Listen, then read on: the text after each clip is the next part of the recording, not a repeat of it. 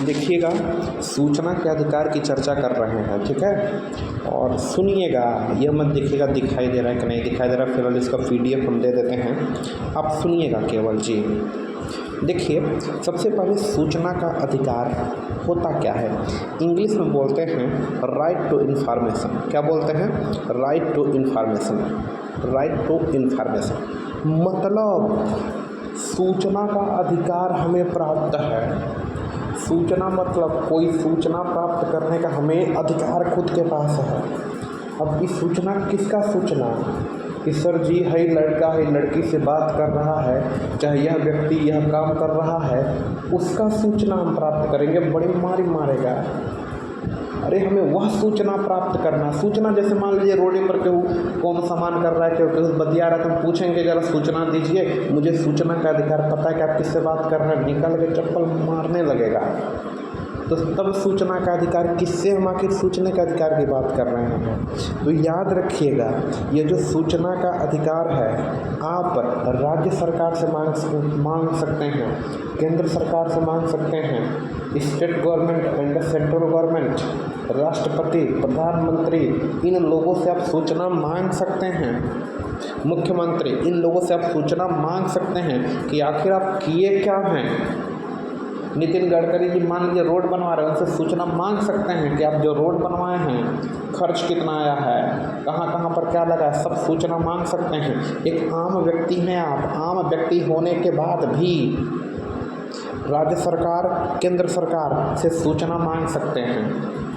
लोग मांगते भी हैं। और एक बात बताइए, जब राज्य सरकार, केंद्र सरकार से किसी काम, किसी नीति, किसी नियम को लेकर सूचना मांगा जाएगा तो राज्य सरकार सोच समझ के काम करेगा, उसके काम में पारदर्शिता आएगी, भ्रष्टाचार नहीं कर पाएगा, क्योंकि सोचेगा भ्रष्टाचार करे तब तक कोई सूचना मांग देगा, उत्तरदायित्व तो बढ़ेगा अच्छी तरीके से। तो आइए पढ़ते हैं। सूचना के अधिकार की बात 2005 में आई थी।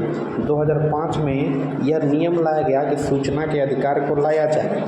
और याद रखिएगा, सूचना का जो अधिकार है, सूचना का जो अधिकार है दोस्त, याद रखिएगा यह मौलिक अधिकार है और संविधान के अनुच्छेद 19(1) में रखा गया है। सूचना के अधिकार को 19(1) में रखा गया है।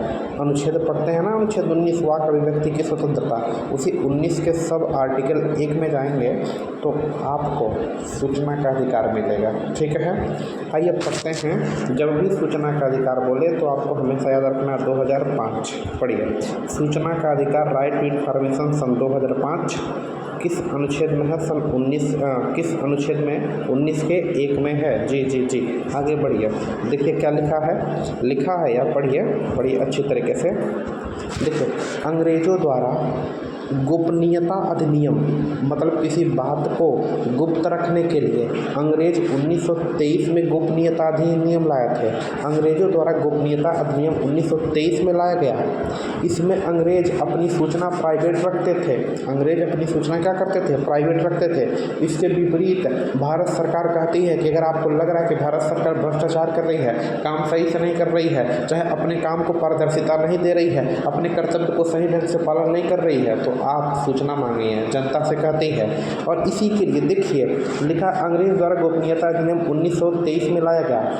इसमें अंग्रेज लोग अपनी सूचना प्राइवेट रखते थे कि भारतीयों को प्राप्त ना हो। लेकिन अब देखिए अब क्या हुआ, क्या घटनाएं घटित हुई हैं। सरकार, राज्य सरकार, केंद्र सरकार, चाहे किसी भी सरकारी विभाग से, किसी भी सरकारी मशीनरी से, सरकारी मशीनरी मतलब सरकारी विभाग से आप सूचना प्राप्त कर सकते हैं। आप सूचना प्राप्त कर सकते हैं। सपोज करिए आपकी नियुक्ति होती है पुलिस में, तो हम पुलिस विभाग से चाहें तो सूचना प्राप्त कर सकते हैं आप सही ढंग से नौकरी पाए हैं कि सही ढंग से नौकरी नहीं पाए हैं। याद रखिएगा, संविधान के अनुच्छेद 19 के 1 में लिखा गया, 19 के 1 में सूचना के अधिकार को मौलिक अधिकार बनाया गया है। सूचना के अधिकार से क्या होता है? सरकार के काम में पारदर्शिता आती है, भ्रष्टाचार कम होता है, डरेंगे लोग और उत्तरदायित्व को बढ़ोतरी मिलेगी।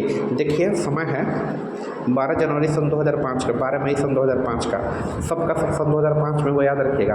12 मई सन 2005 को सूचना का अधिकार संसद में पास हुआ। 15 जून सन 2005 को राष्ट्रपति की मंजूरी मिली, राष्ट्रपति ने इस पर सिग्नेचर किया और 12 अक्टूबर सन 2005 को पूरे भारत में लागू किया गया, जम्मू कश्मीर को छोड़कर। फिर सुनिए, 12 मई सन 2005 को संसद ने, लोकसभा राज्यसभा ने पास किया। 15 जून सन 2005 को राष्ट्रपति ने सिग्नेचर किया और याद रखिएगा 12 अक्टूबर सन 2005 को जम्मू कश्मीर को छोड़कर संपूर्ण भारत में लागू हुआ। जम्मू कश्मीर में भी अब वर्तमान समय में संपूर्ण भारत में भी लागू है, जम्मू कश्मीर में भी लागू है। 31 अक्टूबर सन 2019 से जम्मू कश्मीर में भी लागू है, पूरी जगह पर लागू है।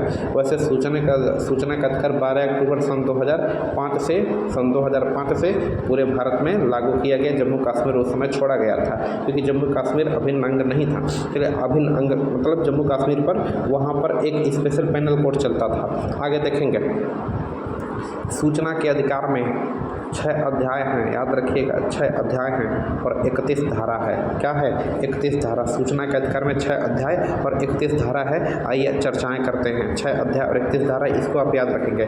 सूचना के अधिकार को अनुच्छेद 19(1) के अंतर्गत मूल अधिकार में रखा गया है। सूचना के अधिकार को अनुच्छेद 19(1) के अंतर्गत मूल अधिकार में रखा गया है। सूचना का अधिकार एक कानूनी अधिकार, कानूनी कहिए चाहे विधिक कहिए, कानूनी या विधिक अधिकार भी है।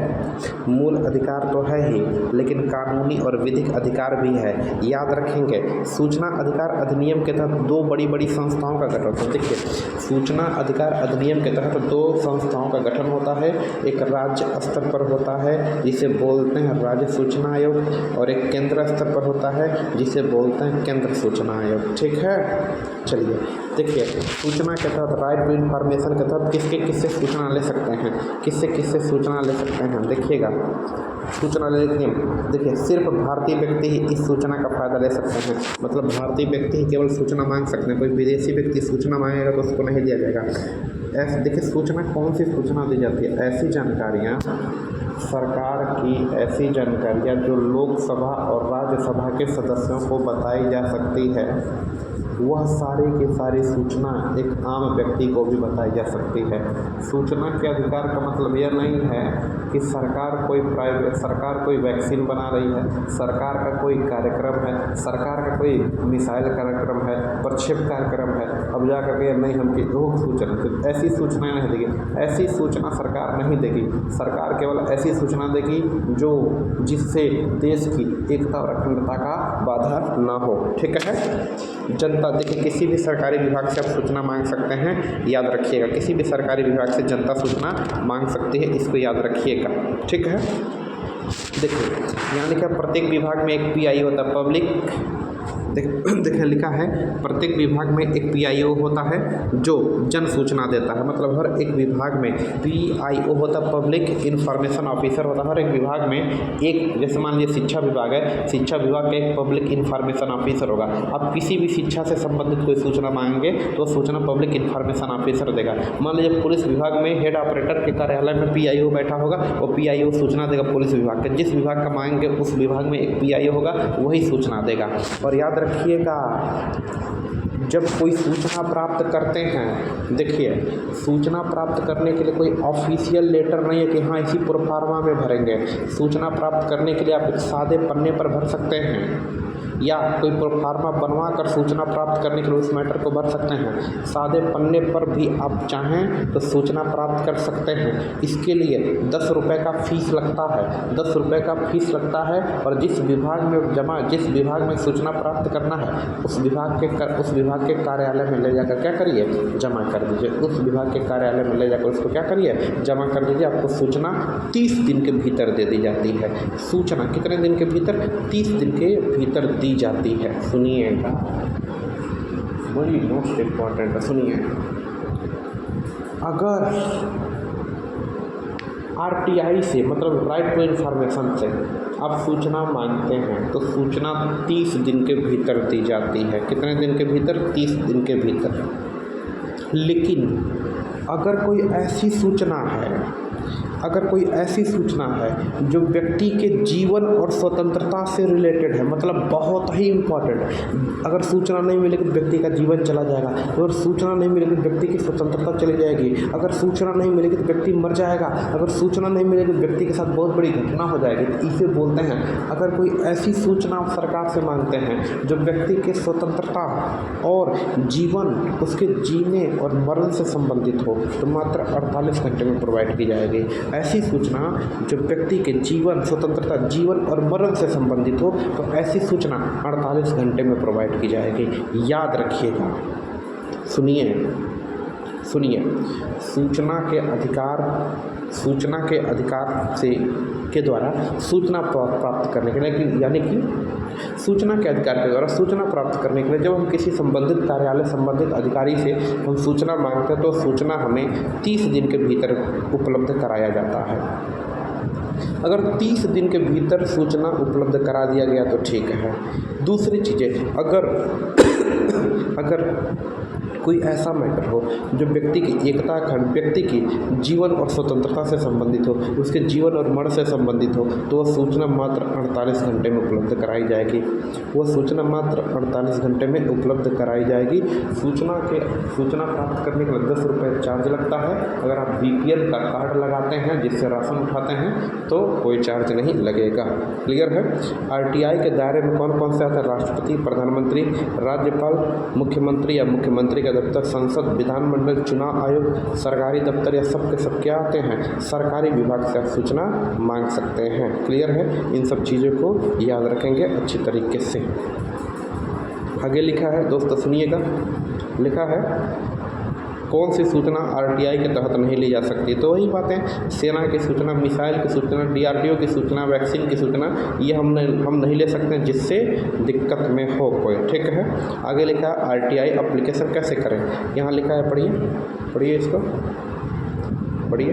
RTI एप्लीकेशन कैसे करें? सूचना प्राप्त करने के लिए कोई भी प्रोफार्मा नहीं, आप सादे पन्ने पर भी लिखकर आप जमा कर सकते हैं। और याद रखिएगा, जो व्यक्ति सूचना मांगता है, जैसे मान लीजिए हम किसी व्यक्ति के बारे में सूचना मांग रहे हैं, तो जहाँ जमा करने जाएंगे वह ऑफिसर मेरे बारे में कुछ नहीं पूछेगा, मेरी जानकारी को गोपनीय रखा जाएगा या मेरे बारे में कुछ नहीं पूछा जाएगा। क्लियर है। याद रखेंगे। चलिए सुनिएगा, आपको पता है कि 30 दिन के भीतर सूचना देना है। अगर सूचना नहीं देता है इतने दिन के बाद भी, तो प्रत्येक दिन के हिसाब से 250 से 25,000 तक जुर्माना लगाया जा सकता है। चले आगे बढ़ेंगे। यहाँ से क्वेश्चन पूछा क्या है, सुनिएगा। राज्य सूचना आयोग का कार्यकाल, देखिए, केंद्रीय सूचना आयोग हो चाहे राज्य सूचना आयोग हो, 5 वर्ष या 65 वर्ष कार्यकाल होता है। मतलब सूचना आयोग के अंतर्गत 2 कार्यालय होते हैं, एक राज्य स्तर पर राज्य सूचना आयोग, एक केंद्र स्तर पर केंद्रीय सूचना आयोग। दोनों का जो अध्यक्ष होता है, उस आयोग का अध्यक्ष होता है, उसका कार्यकाल या तो 5 वर्ष होता है, या तो 5 वर्ष या तो 65 वर्ष। जो पहले आए समझ गए होंगे इस मैटर को। 2 लाइन है, थोड़ा सा बचा है। एक केंद्रीय सूचना आयोग है और एक राज्य सूचना आयोग है। केंद्रीय सूचना आयोग की स्थापना 2005 में होती है, और इसमें याद रखिएगा, केंद्रीय सूचना आयोग की स्थापना 2005 में होती है। इसमें 1 मिला मुख्य सूचना आयुक्त होगा और 10 मिला और हेल्पर होंगे। 10 अन्य सूचना आयुक्त, अरे हेल्पर नहीं कहते हैं, वो भी अधिकारी ही होते हैं। 1 मुख्य सूचना आयुक्त होता है और 10 अन्य सूचना आयुक्त होते हैं। केंद्रीय सूचना आयोग में धारा 2 में वर्णन है, 1 मुख्य सूचना आयुक्त और 10 अन्य सूचना आयुक्त होंगे, और इसकी नियुक्ति राष्ट्रपति करते हैं। इसकी नियुक्ति कौन करते हैं? राष्ट्रपति करते हैं। किसकी सलाह पर? प्रधानमंत्री की सलाह पर, लोकसभा विपक्ष के नेता की सलाह पर। प्रधानमंत्री द्वारा मनोनीत व्यक्ति होता है, कैबिनेट इनके देखेंगे, प्रधानमंत्री की सलाह पर, लोकसभा विपक्ष के नेता की सलाह पर, इन सारे सलाहों पर क्या किया जाता है? नियुक्ति किया जाता है। इन सब चीज़ों को आप याद रखेंगे। मुख्य सूचना आयुक्त का कार्यकाल कितना वर्ष होता है? 5 वर्ष होता है। यह पुनर्नियुक्ति के पात्र नहीं होता, दोबारा नियुक्ति नहीं दिया जाता। देखिए यहाँ सुनिए, केंद्रीय सूचना आयोग की नियुक्ति कौन करता है? राष्ट्रपति। बस इतना याद रखिएगा, ज़्यादा नहीं याद रखना है। आगे इसको पढ़ लीजिएगा, क्वेश्चन आ जाता है। पहले मुख्य सूचना आयुक्त थे वजाहत हबीबुल्लाह। कौन थे? पहले मुख्य सूचना आयुक्त वजाहत हबीबुल्लाह। और पहली महिला सूचना आयुक्त दीपक संधू। कौन है? दीपक संधू। और वर्तमान में जो सूचना आयुक्त हैं उनका नाम है श्री हीरालाल समारिया। श्री हीरालाल समारिया। पहले पढ़िए, पहले सूचना आयुक्त हैं वजाहत हबीबुल्लाह दीपक संधू और वर्तमान में श्री हीरालाल समारिया। राज्य सूचना आयोग की बात करें जी, याद कर लीजिए उत्तर प्रदेश का जो राज्य सूचना आयोग है यह 14 सितंबर सन 2005 में बना था। जैसे केंद्र सूचना आयोग की नियुक्ति राष्ट्रपति करते थे, राज्य के लिए कौन करता है? राज्यपाल। और वर्तमान में जो राज्य के सूचना आयोग है नाम है भावेश कुमार सिंह। बात खत्म। वही याद रखिएगा कि सूचना आयोग पूरे भारत में पूरे भारत में 12 अक्टूबर सन 2005 पे, इसको याद रखना है 12 अक्टूबर सन 2005 को, इसको याद रखना है। ऊपर देख लीजिए, यहाँ पर लिखवाया गया है 12 अक्टूबर सन 2005 को पूरे भारत में, जम्मू कश्मीर को छोड़कर लागू हुआ। 31 अक्टूबर सन 2019 से पूरे भारत में लागू होता है, जम्मू कश्मीर को भी इंक्लूड कर दिया गया। ठीक है। सूचना का अधिकार किस अनुच्छेद में है? सन 19 के 1 में है। सूचना कितने दिन के भीतर? 30 दिन के भीतर। और अगर जीवन मरण की बात हो तो 48 घंटे के भीतर। राज्य सूचना आयोग का कार्यकाल है 5 वर्ष या 65 वर्ष, और केंद्र का भी वही है 5 वर्ष और 65 वर्ष।